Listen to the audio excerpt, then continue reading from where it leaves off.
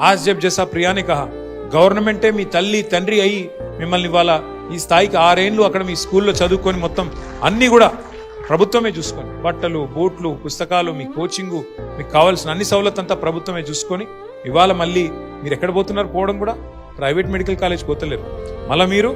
government medical కాలేజ్కి పోతున్నారు తెలంగాణ రాష్ట్రం రాకముందు మనం కొట్లాడినాం నీళ్లు నిధులు నియామకాలు కావాలి తెలంగాణ వస్తే తెలంగాణ బాగుపడుతుంది అని కొట్లాడినాం ఇలా గర్వం ఎక్కడ అనిపిస్తుంది అంటే ఇగో మా హరీష్ రావు గారి నేతృత్వంలో కేసీఆర్ గారి మార్గదర్శకత్వంలో తెలంగాణలో 4 మెడికల్ కాలేజీలు ఉంటాయి ఇలా 34 మెడికల్ కాలేజీలు అయినాయి 34 ఒకటి కాదు రెండు కాదు తెలంగాణ రాకముందు 4 ఉండే ఇలా 34 అయినాయి ఒక గది మన గర్వకారణం ఏం సాధించినాం తెలంగాణలో అంటే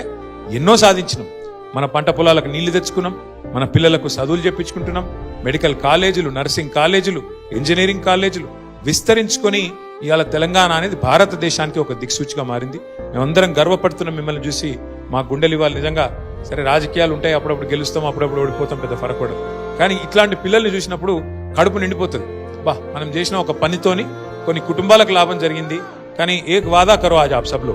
మీ అందరూ మాకు మాట ఇవ్వాలి ఇట్లా టిమ్రిస్ ద్వారా గురుకుల పాఠశాలల ద్వారా సీట్లు సాధించిన పిల్లలు ఎవరైతున్నారో మీరు మీ గతం మర్చిపోవద్దు మీరు పెద్దోళ్ళై మీరు డబ్బులు సంపాదించి మీరు పెద్ద పెద్ద డాక్టర్లు అయినాక మీరు ఒక్కొక్కరు 10 మంది గరీబోళ్ళకి సాయం చేసేటట్టు మీరు కూడా ఒక ఆదర్శవంతంగా నిలబడాలి కేసీఆర్ గారి పేరు నిలబెట్టాలి తెలంగాణ పేరు నిలబెట్టాలి మీ తల్లిదండ్రి పేరు నిలబెట్టాలని కోరుతూ